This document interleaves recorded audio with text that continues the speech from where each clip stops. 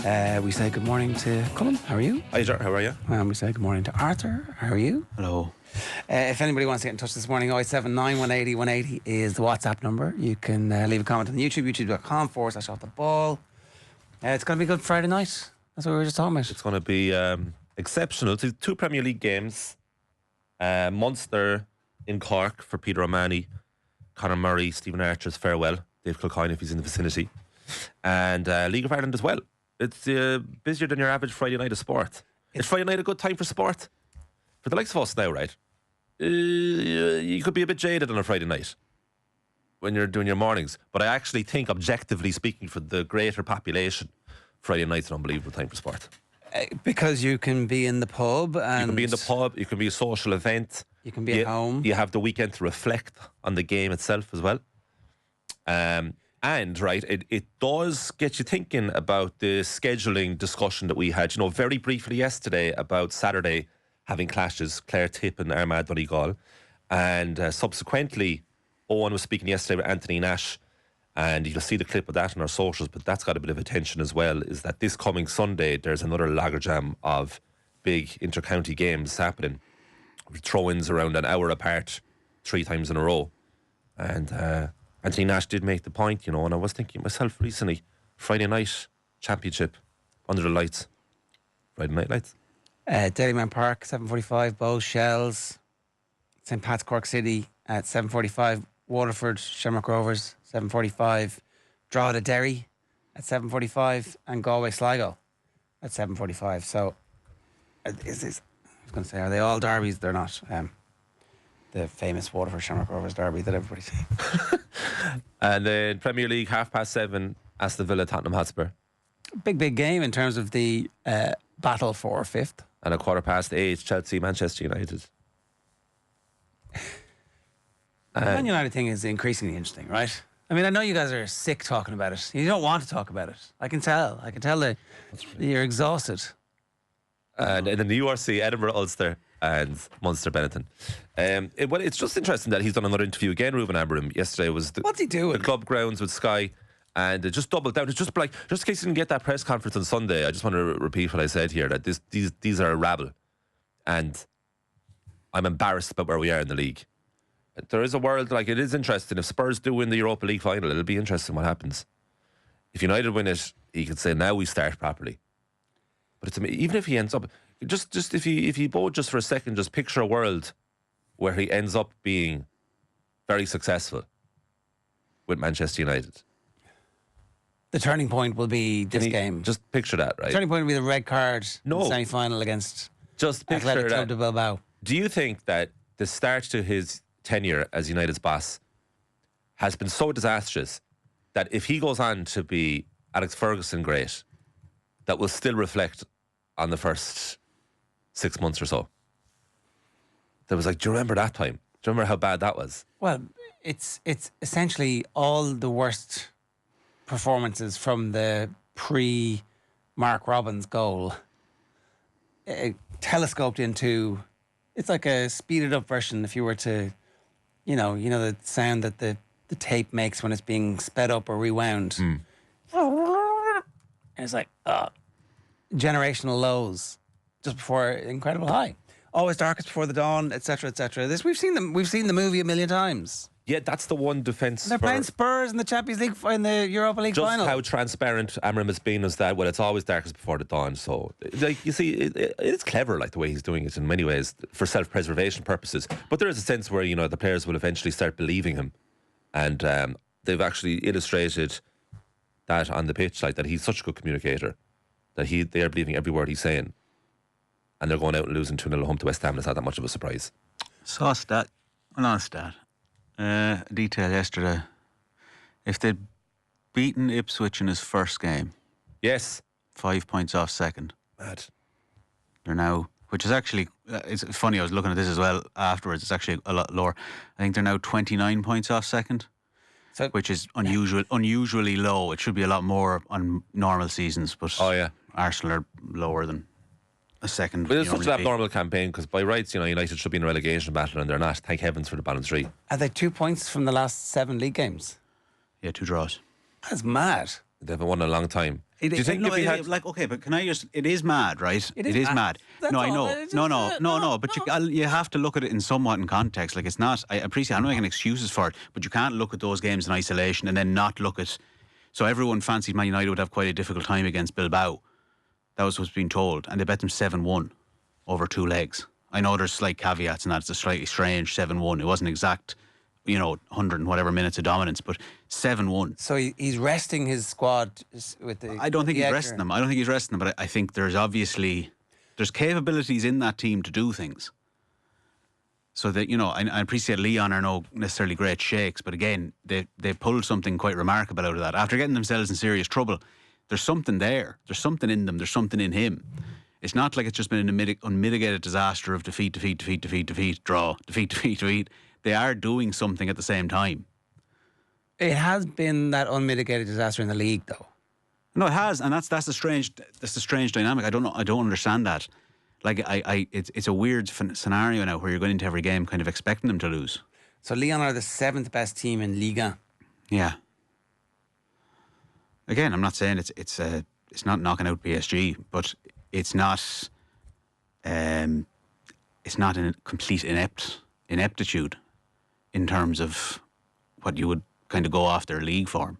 I don't know what this says about Athletic Bilbao, La Liga in general, but if they lose that comfortably to this Manchester United side, so Jesus, is the Premier League that strong as the rest of Europe that week that this version of United beat a decent Bilbao side? They're not a bad side, like they're in the European places in the Spanish League.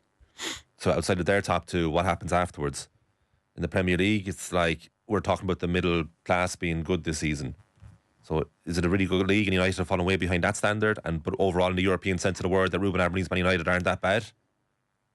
But they're just showcased every week how bad they are. Like, it's mad in a way that we've never actually seen a happy Amorim at United talking like a winning machine. Do you think if he had his time back, he wouldn't have been so critical of his players when they beat Everton 4-0 and they won 2-1 in the Manchester Derby at the Etihad? Because it was like, you could use that now as a positive. But even after those games, he was critical of his players. But he does it with a smile, so you don't realise he's being so critical. It's very hard to know, isn't it? Like, he is a very young manager under intense pressure who has been forced to take the role 6 months before he really wanted to take it. And in retrospect, you think maybe he would have just bided his time and then come into any of the other big clubs around the world who will have a job going and who he probably would have had, not necessarily his pick, but... Well, again, true to form, he was very transparent when he was making up his mind about whether to go. And he was haunted by that. He said that in his press conference too. He was like, this is a very difficult decision to make and I have a few days to make it. And he was saying that when he was Sporting manager. Sporting and Benfica are locked at the top of the Premier Liga table on 79 points. So, there's a good chance he would have won the league again if he'd stayed. Yeah, I don't think 2 or 3 is going to make much difference to... But it's not that like his reputation wasn't about to fall off a cliff, right? No, I don't think it has. But he's such an honest guy that if you asked him now, would he have waited? If you asked him right now, if you had your time back, would you stay until the summer? He'd be interested in what answer he'd give you. There was no point in going, right? I'm sure they were saying, this job will never come around for you again, buddy. It's like, well... No, but there's an interesting point in that. I don't think that's fair either. I think it's been instructive having this 6 months to actually get to know the players you're working with. Like, it's funny listening back, right? But he might lose his job. He won't lose his job, but it's listening back. It's listening back. Even listening back to Tommy's interview with McGeaney, right? Who had, by the time he comes into Armagh, obviously a slightly different circumstance. He comes into Armagh with a good few years at Kildare behind him. And like by his own admission, the first few years in Armagh are fairly unspectacular. There's a lot of early exits from Ulster. There's no success at all to speak of. And I'm not saying, I know it's an imperfect thing, but we celebrate that scenario because they gave him time. Despite the fact that very early on, there were a lot of cases there where you could go, maybe Kieran McGeaney isn't the man for this. But things generally build, and he goes in and they talk about the situation with the underage setup and bringing it in and creating players for the Armagh team rather than creating successful underage teams. So I don't know if I think it's contradictory to look at it and go, I should have waited 6 months. He's wasted his time here. This is whatever else. He's learned stuff. He's obviously learned the players. Now it's not solely within his control to move a lot of those guys on, but he knows now who his team is. he knows who he wants, who he doesn't want. He knows who his team is, and that's why he looks like that. Yeah. Because he's like, I have so much work. This is Windows plural to fix this. I just think, but I think you got to kind of have, you can't apply one set of logic to how managers should be appointed in one way and not another. Well, sorry, I think everyone's in agreement that it's a really poor squad. I think the thing that actually really does hurt them is his inflexibility with his system. I'm not sure. 3-4-3. I don't know how poor the squad is. We can't tell because they were not great. Well, they were doing better under the same squad was doing better last season. Where did they finish? 7th? Was it last year? 4th? Where did they finish? It was around that. It was around top the 10 anyway, I think. It wasn't top 4 obviously because they didn't qualify for the Champions League. No, but they lost. See, last season they lost 13 games, and that felt historic. Yeah. So they've got worse. They've got worse again. I do think there is a world in which, like, so the back of the Star this morning, Like, it made sense Ten Hag left. Like, let's not rewrite history there. Manchester United will review Ruben Amorim's position this summer, even if he wins the Europa League. Like, that's a normal thing. That happens in every place and every. I know, but hang on a second now. That's not news. Like, it kind of is. It's not like every time there's a review. Arne Slot's position is not getting reviewed at the end. It still of the gets season. reviewed. You'll still have a review. No. Like, it's not. This means that they're thinking of sacking him. They're not thinking of sacking him. No, it doesn't. That's exactly what it means. How do the Star know? What do they know about the situation? Because there's gossip everywhere. People have exactly. It's not news. Well, it's like but that's what it is. It's just like everywhere has a review period. Like, we have review periods. It doesn't mean you're getting the sack. It's just a part and parcel of work. After every season, there'll be a review period. I don't think, and no one's trying to say here he's doing a great job and that it's been a unmitigated, success, incredible stuff that he's come in. But, like, it would be so foolish to sack him.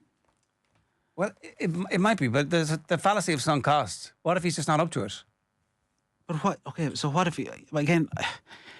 What if they're seeing the evidence that, like, 2 points from 7 games is kind of, oh my God. They're still the 4th richest club in the world according to the Deloitte thing, right? Their wage bill is still top 10 in world football. So they should be able to put out a performance against your Brentfords, your Bournemouths, everybody else. Well, they drew your up West Hams. They drew up Bournemouth. Okay, but that's 10-man Bournemouth, yeah. With the last minute equaliser? Yes. Was it? Yeah, okay. Great performance. It's in the annals now. Do you know what I mean? Like, there's no... The squad is terrible. Like, the Villa squad was terrible when Unai Emery walked in.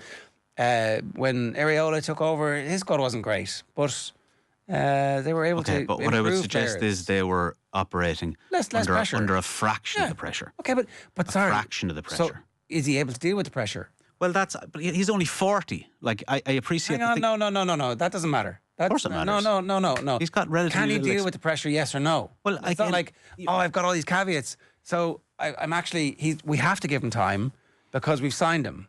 Yeah. Like, well, that's not actually how this works in football.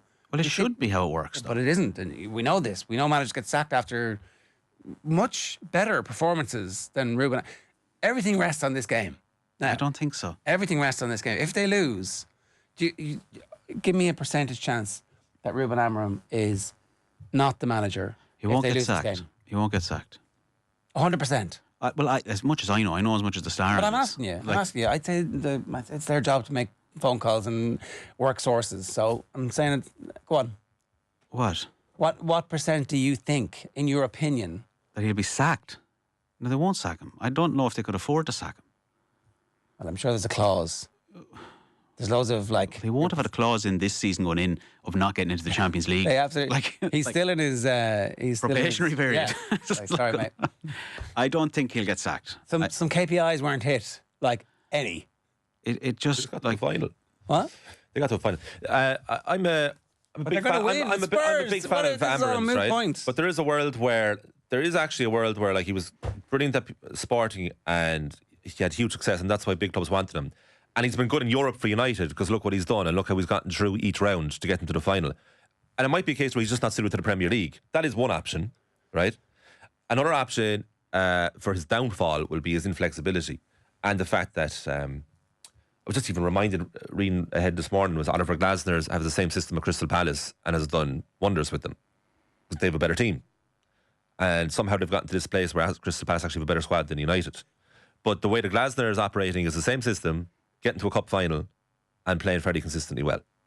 I thought when Glasner was hired that he would be a quiz question in 5 years' time, and he's done brilliantly with. Yeah. So there's a few. And factors, they nearly sacked him at the start of the season. There's a few factors against Amorim, but the idea that he'll be sacked is, in my opinion, fairly fanciful. Unless they get hammered by Spurs in the Europa League final, which I don't think will happen either. Because, like, if they sack him, I can't even imagine who the contender would be to come in and what they would do and what their incentive would be. The weakness that everyone seems to have in world football about United is that everyone thinks they can fix them. That's why they will attract people. They have the money always. to be fixed. Their wage bill is at such a high level that you just need 3 or 4 players to play. They can pay in wages, but I don't know if the transfer funds are there because of Big Jim and talk of the money this season. There's not much money to be played with. Maybe he needs Chelsea's accountants. And if you're a really brilliant player and you have an option of United, probably have other options too, and you're probably going to go to the other options. So I don't know what kind of level of a player United are targeting anymore, unless they happen to be a fan when they were growing up, or again they think they can fix the club. Why are you so sure that their squad is terrible? Let's watch them. But it's not that they're terrible individuals. It's just horrifically unbalanced. But also not being managed, not being coached, not being improved on. They are, though. There are players that have been improved. Lenny Yoro's improved over the season. Mazraoui's been a very good player for Man United. Harry Maguire's improved. Like, you can see, like, small things. Casemiro's been revived. Like, Ugarte's very raw and, like, very limited, I would say. But he's also improved. Like, Bruno Fernandes has stayed at the same level he's kind of always operated at. Amad Diallo had been fantastic. Like, all these players have improved. I wouldn't say that there's much collective, but you'd say of the evidence we've seen someone like Patrick Dorgu come in. Now, in an ideal world, I don't think Patrick Dorgu would necessarily be the starting left wing back next season. I don't know if he's quite at that level. But he's come in, and in the few months that he's been there, he's done quite well. And even you see the small little glimpses of it, that thing we were talking about last day from the Bilbao game, where he is up in that position in that 10 and plays in that wonderful little ball to Garnacho. These are little signs of improvement, but I just think you're going to have a situation somewhere where Lindelof is gone, where Christian Eriksen's gone. That frees up at least 6 figures in terms of wages, whatever it is, up to 200,000 or whatever. I think Lindelof's on funny money. I think Christian Eriksen is too. Yeah, so I just think that it's kind of a case of even your man Aidan Heaven, before he got injured, there was signs of promise there. He's only 18. So I just think that you got to be patient with it. It's not like, I don't understand what, like, everyone says 2-3 years ago, whatever, when Rangnick says, oh, they need open heart surgery. Oh, it was so prescient. It was so kind of on the money. But you have to let that happen. You can't just say, Jesus, terrible, they need a complete reset, but we're not going to let that happen. Someone has to win as they do that. It's just silly, like, it doesn't make any sense. He's talked about the culture of the club. He said there's something wrong with the way we approach games. So that goes beyond the personnel. Also, when you judge United's squad, you're depending on the results, right? So if United have won like 5 games in a row, you assess this same squad differently. So then you're suddenly like, oh, Nana's quite a good goalkeeper. He can distribute the ball. They have De Ligt, like, who's a top European defender on his day. Mazraoui's a versatile player. Ugarte, he's a hard man. When they lose all the games, like, Onana's a complete disaster. De Ligt's not the player he once was. Ugarte keeps giving the ball away. Well, then it looks like a really poor squad. De Ligt did flame out. It's result dependent and their mentality is weak. So that's why they're a poor squad. Palace's 3 best players: Eze, Mark Gahey, Adam Wharton. United's 3 best players: Bruno Fernandes. And who's second and third? Who are United's second and third best players? Diallo was when he was doing well. Diallo, and like he's a comer, as they say. He's only just started. It's a very small and who's their third best player? You'd argue for Harry Maguire this season. I mean, I'd say Palace squad. Well, the rest of Palace's squad. But that's the difference. I'm weren't talking bought about. for 60 Name million. United's difference player. Yeah, oh, exactly. Mason Mount, Casemiro. Well, you make a good point about the financial side of it. And then, Casemiro's another example of when United are winning games, they're like, Casemiro's a good signing. When they're losing games, what a waste of money. The squad, you judge the squad depending on the results, and it looks like a very poor squad. All right, it's 7:50. Your reminder, Off the Wall Breakfast is with UPMC Orthopedic Care. When things don't move, rotate, or bend like they used to, choose us to help you get back in action. Barbecue, but no parade if United win. Amorim, what a buzzkill. Get the open top parade. Come on. Wave that trophy around the place. He absolutely hates them. You'd qualify for the Champions League. God, forget the bus. You'll do a barbecue. And he probably won't even go to it. Picture of Harry Kane. He'd be at home working. Let me know how it goes. Yeah. If need more money for sausages. Harry Kane lifts his first trophy in Munich. Is that the Bundesliga? Is that it's poor. It's very underwhelming. Shield. Looks like the charity shield. It's very underwhelming. And the medals look like school sports day medals. I don't mind that so much. I know I do. I'm not a big fan of medals. I think a lot of medals don't look great. I think the Olympics ones last year looked brilliant, and it turns out that they have no stamina whatsoever. Joe Schmidt says he's not going to play any of the Wallabies in any of the pre-test matches. Van Dijk, Trent must deal with fans' fury. England's mad, isn't it? It's like this is by far the only story in town. Fans booing. Who cares? The fans booed. You'll get on board eventually. Do you think it's because it's Liverpool and there's an anti-Liverpool thing to this? It's like an opportunity. No, I think there's lots of interest in Liverpool. Smash the Liverpool fans from, the patrician conservative forces of the South. It's the ranged against the poor people of the North. The perfect nonsense football debate is this story, because everyone has an opinion about it. It's great fodder. You're very pro, you're very anti, and that brings everyone together in a fighting capacity. I'm neither pro nor anti. I think but in a perverse way you are interested because you think it's so bizarre. That's your opinion, your little camp. Thanks for explaining that to me. That's nicely patronising. I did when we were talking about it yesterday. We had Dan Bardell on, and Michael Owen was sick to his stomach that the Villa fans booed Jack Grealish. I'm like, I didn't think the Villa fans should have booed Jack Grealish, but I can understand why you do, because you're at a match. You're at a match and the opposition are playing, and it's like, but he got 100 million for the club that they didn't necessarily. I'd have Michael Owen as an unreliable narrator there, because he's still very sore about how he's treated.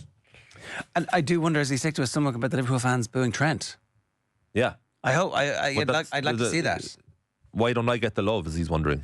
The back of all of the English newspapers, with the exception maybe of the Telegraph, have Rachael Blackmore. I feel so lucky. Pioneering jockey Blackmore retires. That's the eye on the front page newspaper. Front page news this morning on the Irish Daily Star. And she's off. National treasure. Racing icon Rachael hangs up whip while still in one piece. So they're coming on the hanging up your whip as opposed to your saddle. The lads were having that debate last night on Off the Ball on News Talk. Time's up for Rachael is the back page. Grand National trailblazer Blackmore calls time on incredible career. Thom Malone is with us to reflect on this news. Thom, it's one of the truly great Irish sports careers in that it has an elite level of achievement, quite almost as a quite late bloomer, but it also has this crossover to the mainstream in England, which doesn't happen to that many jockeys. Yeah, hey Ger, hey Colm. Yeah, it's absolutely incredible what Rachael Blackmore achieved in a very, very short space of time. And the more you sort of look through her achievements, it's just kind of the more incredible it gets. I mean, I suppose, first of all, you need a horse, and really that horse that launched her was Honeysuckle, and I remember we got on that bandwagon so much, and she came and she won a mare's hurdle, beat Benny Deja. That was a brilliant ride by Rachael Blackmore as well. She took the inside, got up the inside of Robbie Power and Paul Townend and kicked for home on Honeysuckle. And at the time, maybe she didn't get the credit because they were thought, oh, maybe it was just, she got a little bit lucky. But I suppose, with a bit of hindsight, you can just judge, there was a lot of quality in the saddle there, as well as a good animal underneath her.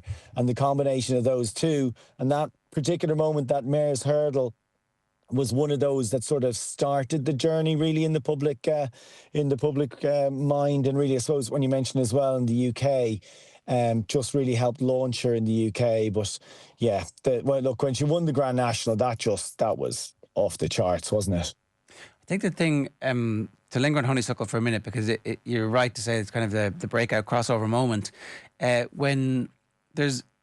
It's a little bit like when Katie Taylor wins at the Olympics. There's such an outpouring of relief because so many people were emotionally invested. With Honeysuckle, so many people are financially invested.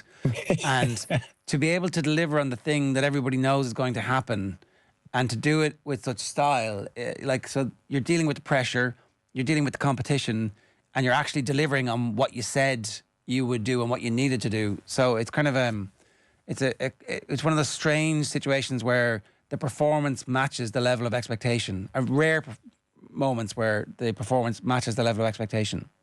Yeah, absolutely. And I suppose like that particular race you talked about with Honeysuckle and the mares. I mean, that that was one of the few days maybe she wasn't favoured and she didn't have that much pressure on. But for the rest of Honeysuckle's career, like that pressure was on every day. And they'll often say pressure's a privilege. But I sometimes don't really believe that. You know what I mean?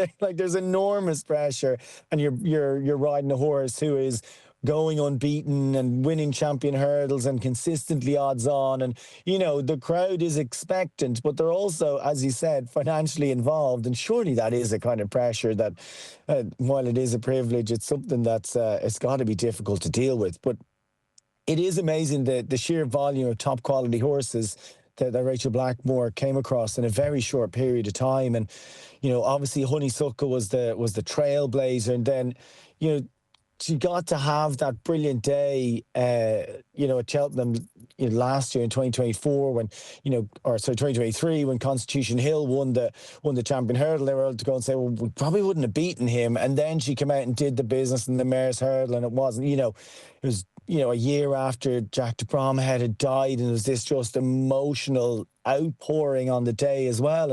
And again, it was Rachael Blackmore and Honeysuckle. They were the ones that just deliver, and I suppose that's the key thing to her career, really. She had so many big race winners in a very short period of time, and right up to this year, last Cheltenham, Bob Ollinger has kind of one of the final pieces of the picture in those major Cheltenham showpiece races. Like, what a ride it was. Tia Hoopo's your favourite. They go to kick on, you think, right, Tia Hoopo's going to go here and win back-to-back stairs hurdles. And then you're like, Bob Ollinger, why? He's chasing him. He is an absolute hound. Like, he's not going to reel in this horse. And Rachel just absolutely tricked him into the race. And then sure enough, he lands there upsides in the last furlong and goes and wins. And it's just one of these spectacular Cheltenham rides. So it just goes to show.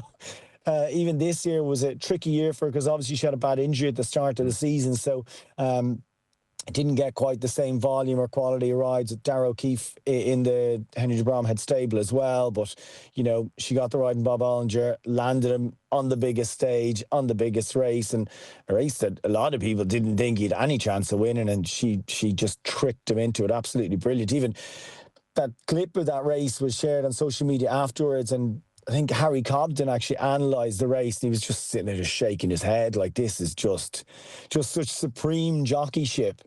And she, on a horse that's clearly difficult and clearly tricky, clearly has a mind of his own. And, to win that big race that, was important as well because that completed the set. Champion Hurdle, Gold Cup, Ryanair, Stairs Hurdle, Champion Chase. That's the full set of Cheltenham, showcase races. Thom, you've seen it all. Where does Rachael Blackmore lie for you among the greats? It's difficult to say, but her achievements are absolutely unimpeachable. Because look, you have someone like Ruby Walsh or Paul Townend who have far more ammunition. So you are all jockeys' abilities are sort of limited by the access to the horses they have, but she had access to some brilliant horses in a very short period of time. And as regards jockey, she's right up there. Right. She's absolutely right up there. There's no getting away from that. Whether she'll ever be in the echelons of a Ruby Walsh or Barry Geraghty, just because of the longevity of what they did, is difficult to say. But I mean, if there's a top 5 modern national hunt jockey, she's definitely in that because, like I say, those achievements, like even when she was top jockey at Cheltenham, she'd 7 winners. That's incredible. That volume of winners in one Cheltenham meeting, only Ruby Walsh has done more than that, and probably only Paul Townend in the next while will probably beat it again. It's very elite level stuff. So no, she is right up there.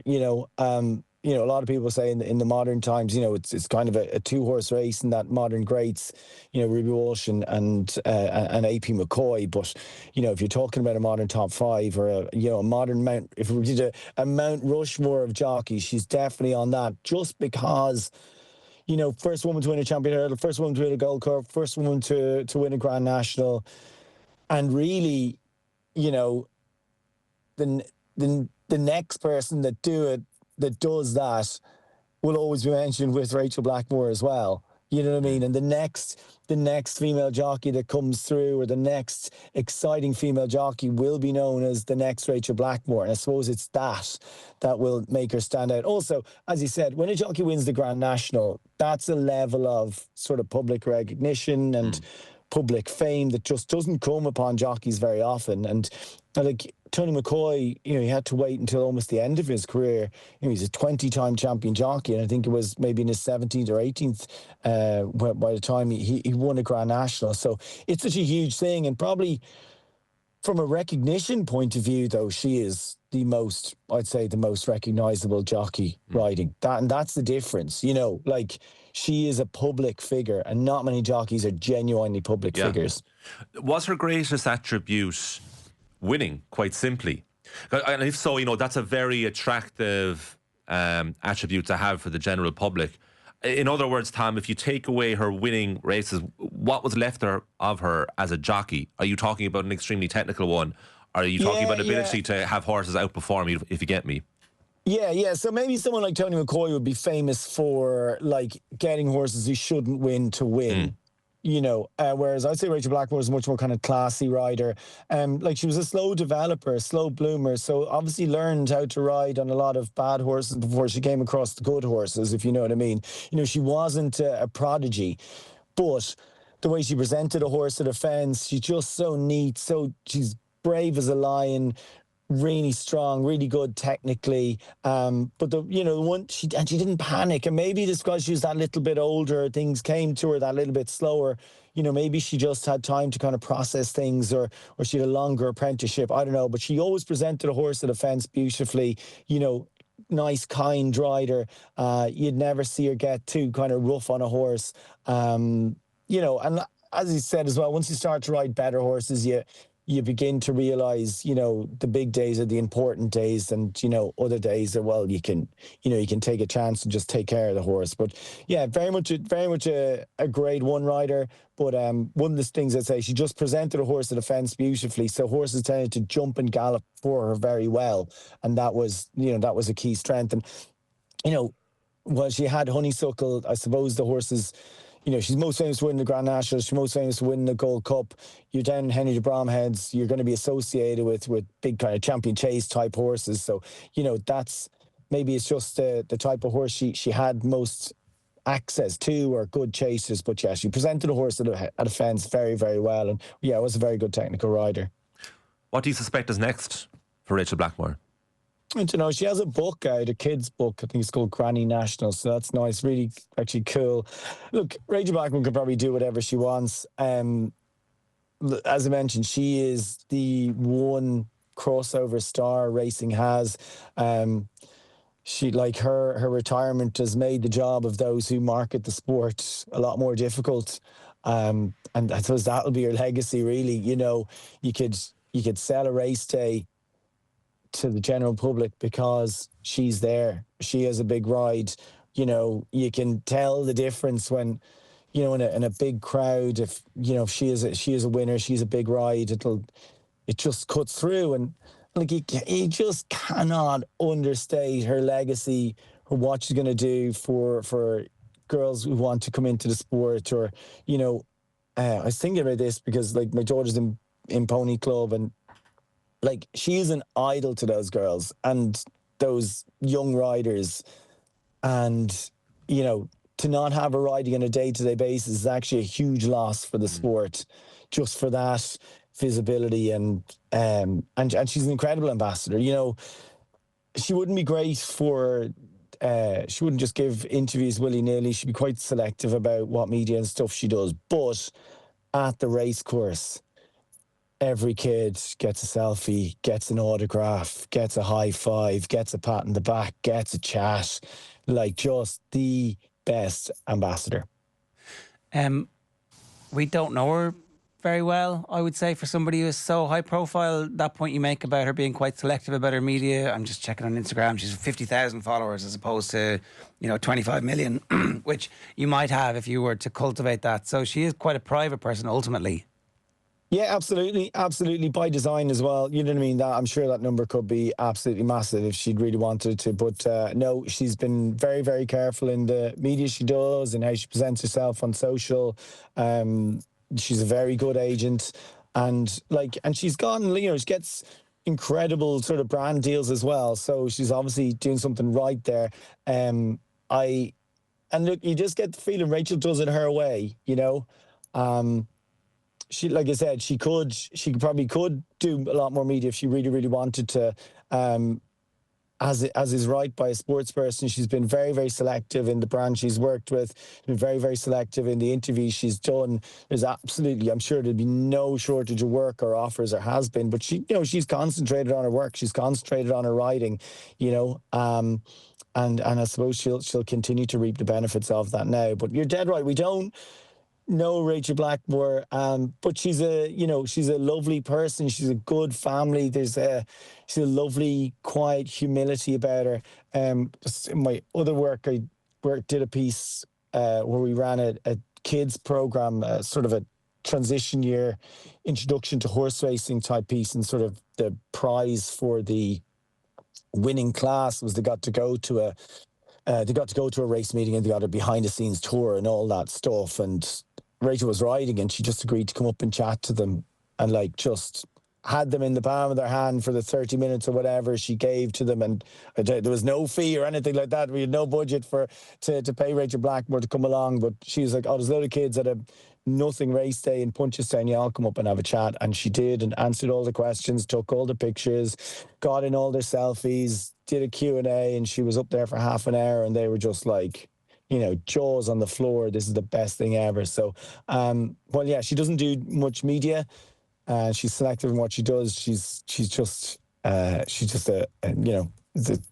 probably adds a bit to her mystique a little bit as well, doesn't it? Totally. Tom, great stuff. That was brilliant. Thanks a million. Thanks, lads.